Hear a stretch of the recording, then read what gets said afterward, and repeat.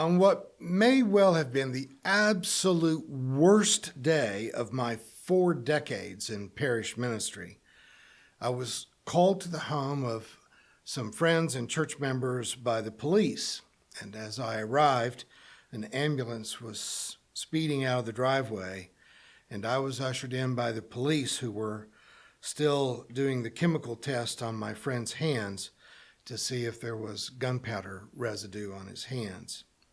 His wife had attempted suicide with a pistol that he said he had totally forgotten was in the back of a closet shelf. She had shot herself, but she was not dead. Once the police were satisfied that my friend had not in fact shot his wife, we rushed to the emergency room, where we were met in the hallway by the neurosurgeon who had been working on Marjorie. And the surgeon said to us, "I might be able to keep her alive, but she will have certainly lost her ability to see or to speak, and certainly will never walk again." He escorted us into the emergency room, where we saw his wonderful, intelligent, talented, and loving wife, with 2 gloved nurses literally holding her brain inside her shattered skull. And with all the feeling that a used car salesman might have in asking what color of car you wanted, the surgeon looked at my friend and said, "What do you want me to do?" Their 2 sons lived out of town. He didn't want to make the decision without consulting them, but the doctor said there was no time to make phone calls. And he screamed, "I cannot play God. Don't make me make a decision like this." I was so glad that the staff could see that they needed to keep the flood of hospital chaplains away from us. And I don't want to say that to diminish them. I'm sure that their prayers and kind of formulaic intonations of piety are helpful to the kind of people who still believe in some supernatural theistic view of God in the world, but they would have only made this situation worse by trying to hide a tragedy behind a veil of pious words and scripture quotations. We didn't need for them to lead us in a prayer for a miracle, and we sure didn't need them standing in the ER with us as we watched Marjorie die, telling us that she is now in a better place. Such platitudes would have only been insulting. But I was joined there by the hospital's ethicist, a good friend of mine, a former Trappist monk who had earned a PhD in philosophy and now worked not as a chaplain, but literally as an institutional philosopher, helping people to grapple with the most complex of ethical decisions. And together we assured my grieving friend that he was not being put in a position to play God. You know, if you were God, you might decide to restore her to her former life, but that wasn't on the menu. But that would have been a godlike choice. But really, his only choice was whether to make her suffer for a few more weeks or to let her go now. Still the hardest thing he ever had to do, but it really wasn't much of a decision. We agreed to just let her go as quickly as possible.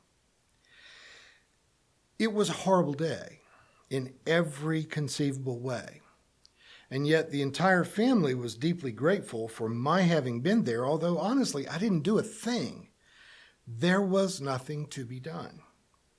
I did conduct the memorial service, and even though it was only 3 days after the incident, there was a standing room only crowd in a very large sanctuary for this very popular and beloved victim of suicide.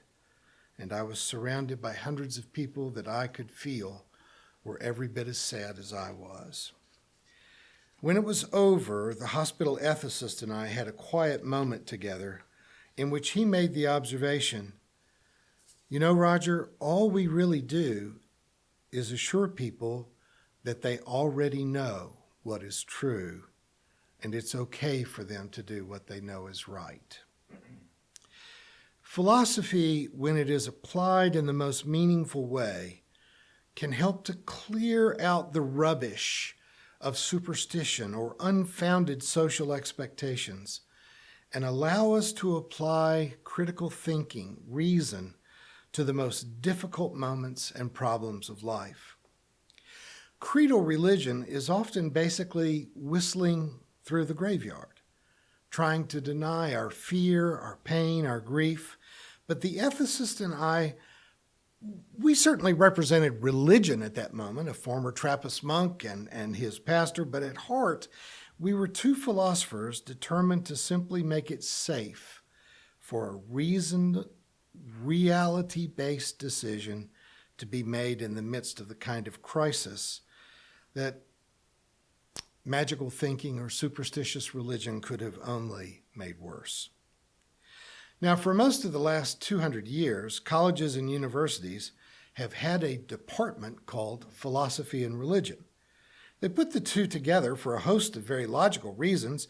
Most theologians wrote and think like a philosopher, and many philosophers found themselves wandering into discussions of matters of metaphysics.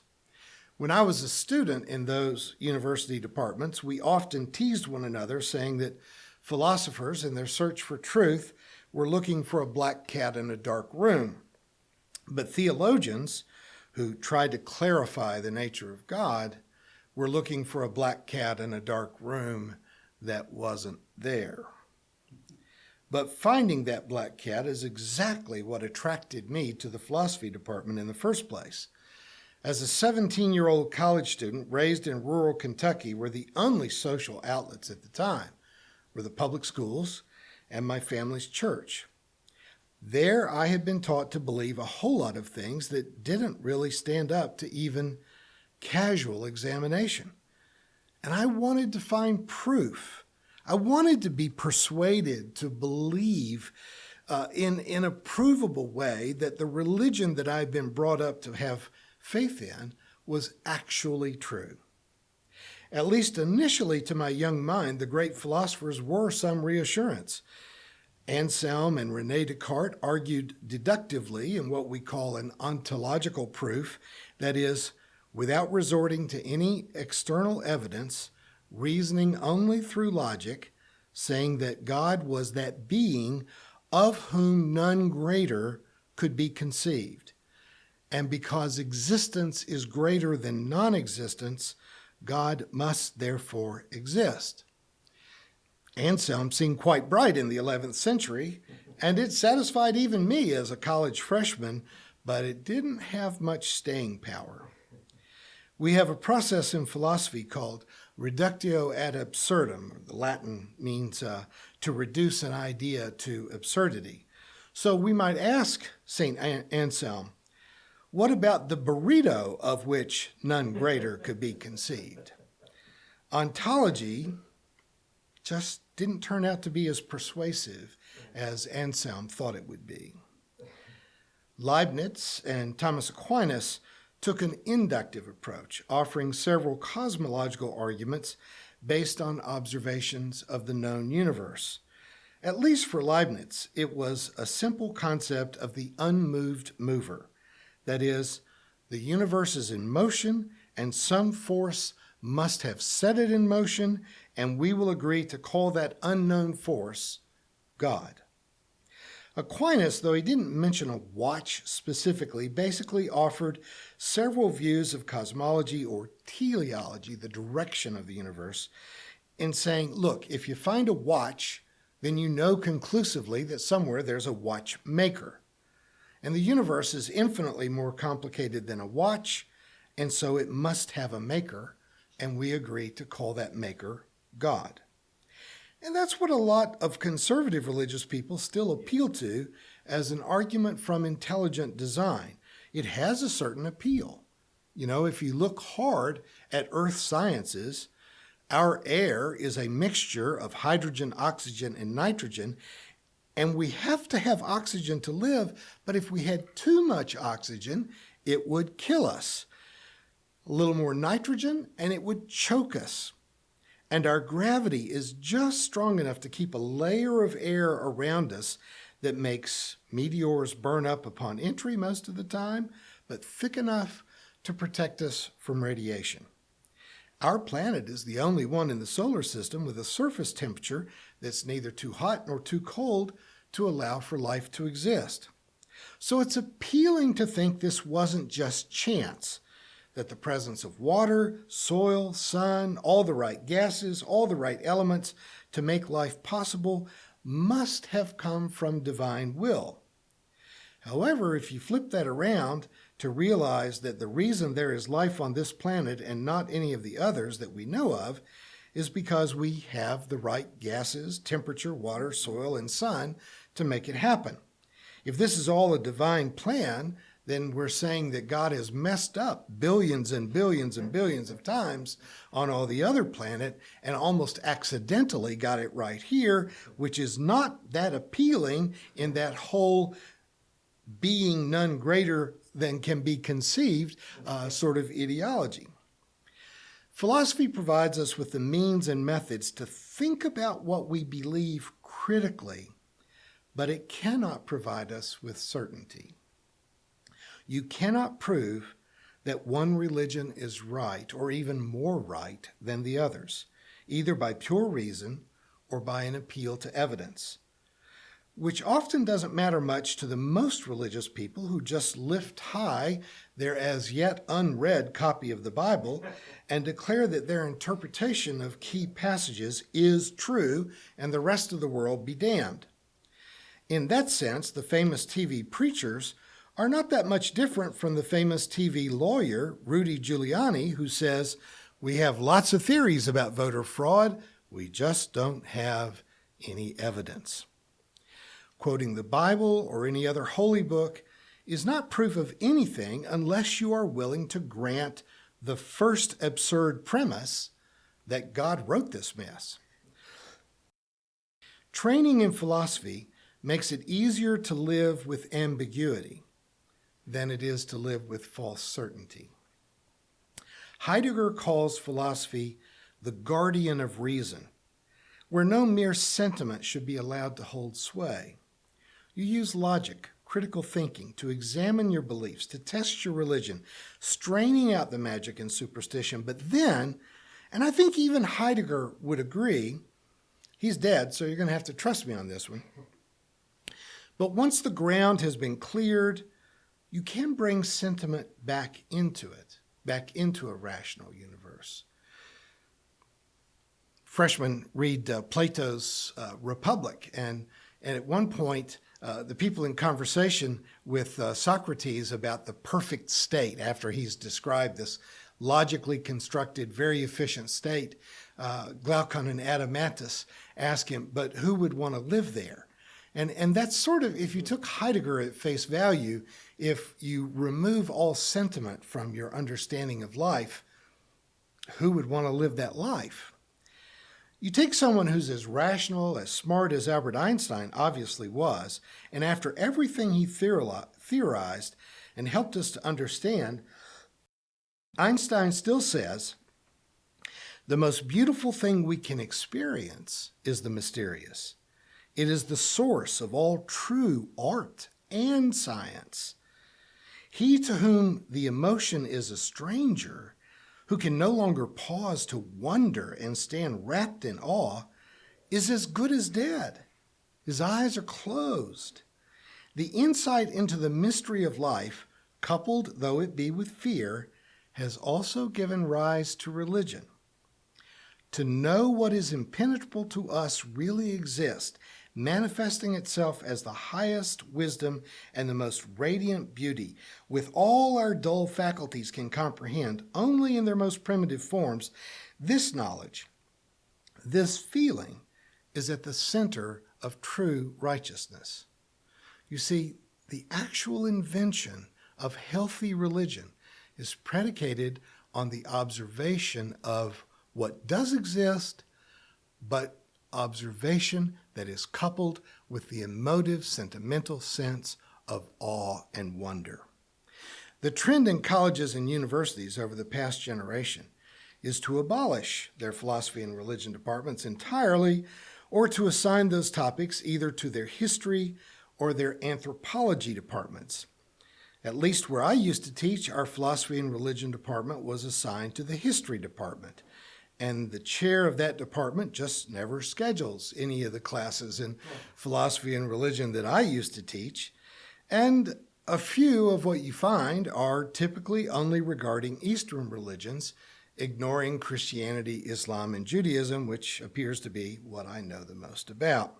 And Drury, I would remind you, is a religious college, a church-related college. They just no longer teach religion. I understand what has prompted this. Religion is so often an intellectual embarrassment that there's some reason to regard it as more of a historical artifact than as an operative way of understanding the world. But I'm afraid that they are missing the point of why we have considered the study of philosophy and religion to be crucial to education. We are turning liberal arts colleges into vocational schools that exist only to help students to get a more lucrative job, when the purpose of a liberal arts education was never intended to be vocational. It was supposed to teach students how to think critically, how to understand the world, how to grasp the meaning of their own existence.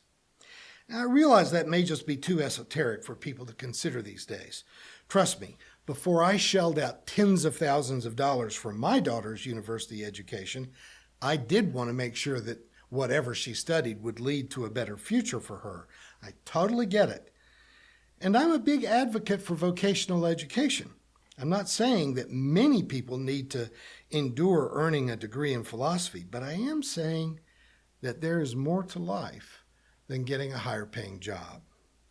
And the church, the government, corporations, even the sciences are impoverished if we lose the ability to combine critical thinking with a sense of awe and wonder at our own existence. I hope that you're never in as dramatic a circumstance as the one I described when I began today. But we are all mortal, and life and death decisions will find you from time to time. I just hope that when that moment comes, that we are all able to think beyond empty religion and far beyond the bottom line of the profit and loss statement of any experience. To move from the absurdity of superstition to the callousness of mere economic practicality is to skip over everything that makes life meaningful. When was the last time you visited an art museum? When was the last time you read a book of poetry? Have you been to a planetarium since you were forced to go to one when you were in elementary school? Do you still have a library card? How often do you attend a live concert or live theater? I'm just making the modest proposal that in light of our mortality, you should remember that there is more to life than going to work and staring at your phone. Thank you for watching our videos. We are entirely dependent on the donations of our listeners and members. We hope that you find this content to be important enough to help us to keep offering these videos to the public at no charge by becoming a regular contributor. Please click on the donate button on our website at www.spfccc.org. Thank you for your support of progressive religious programming.